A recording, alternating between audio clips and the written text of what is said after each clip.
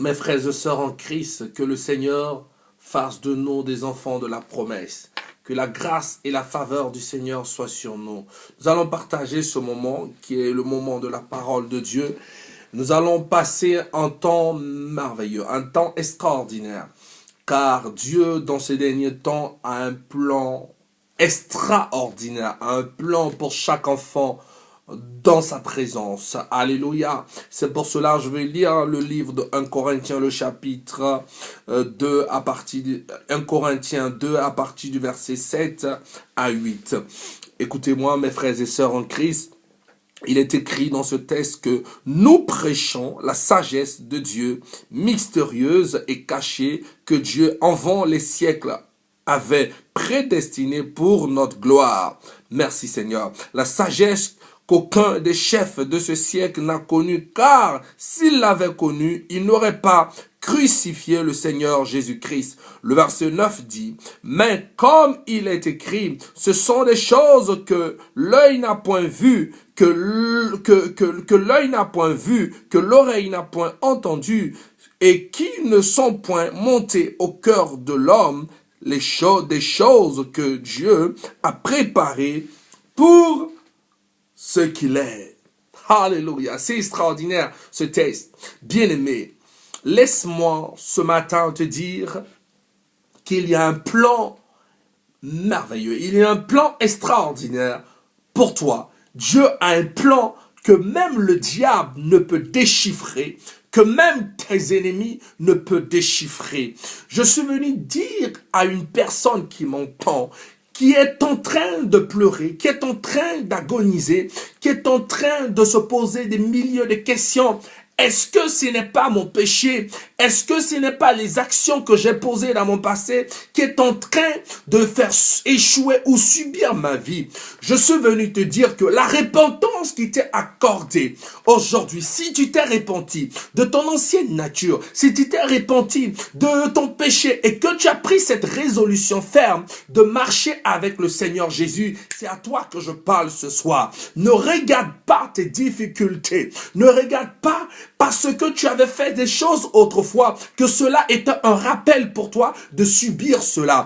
Car quand tu péchais, Dieu avait un autre plan pour toi. C'était le plan de la repentance. Et ce plan de la repentance, tu l'as fait. Alors je suis venu te donner de l'espoir ce soir. Car le salut est enfin entré dans ta maison. Je suis venu te dire, quels que soient les événements, quels que soient ceux dont tu attends qu'ils prospèrent, laisse-moi te dire que ton tour arrive. C'est pour cela le diable ne connaît pas. Le diable ne sait pas qui tu es. Il sait autre chose. Il voulait détruire ta nature. Mais Dieu savait aussi une chose, que ta nature ne sera pas détruite. C'est pour cela, laisse-moi te dire une très belle histoire. La Bible dit, un homme s'appelait Noé. Lorsque Dieu a pris la décision de détruire le monde, il l'a dit dans le livre de Genèse, que l'homme m'a trahi. Je ne désire plus l'homme. Mais laissez-moi vous dire, une personne qui prend une décision à 90%, ou qui dit je prends une décision de servir, de détruire l'homme. Et après, il dit, il y a un homme du nom de Noé qui a trouvé grâce. Mais Noé est un homme, mais il a trouvé grâce. Mais dans les premières phrases,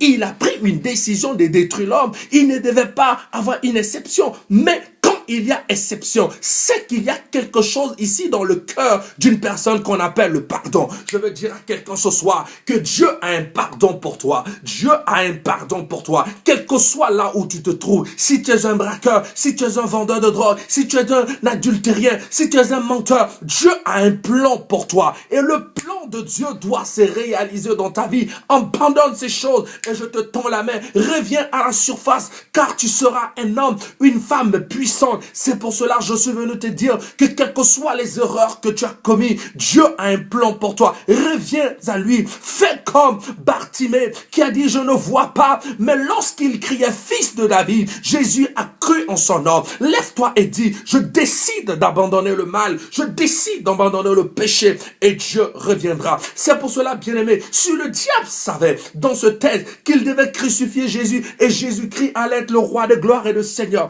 il n'allait pas le faire. Si le diable savait qu'en détruisant ta vie, tu allais être l'homme le plus influent ce soir que je suis en train de prêcher, il n'allait pas te détruire. Mais sache qu'à partir d'aujourd'hui, ce que les gens ont dit sur toi, c'est du passé. car le nouveau jour qui arrive est un jour pour toi où l'œil verra que tu as été métamorphosé. Dieu t'a fait sortir du néant à la lumière et parce que tu es en train d'imposer une dictature à Satan qui ne pourra pas résister. Alors laisse-moi te dire qu'à partir d'aujourd'hui, je veux que tu pries avec moi en répétant, Seigneur, au nom de Jésus, je le déclare, à travers cette petite exhortation, je prends une décision ferme de venir devant ta face, de renoncer à mon péché, car il y a tellement de choses agréables devant ta face, qu'il y a des moments quand je veux venir expérimenter ta destinée, mais l'ennemi veut me retenir. Alors je décide de prendre une décision à partir d'aujourd'hui, d'être dans ta présence, à travers cette exhortation, dans le nom précieux de Jésus-Christ de Nazareth.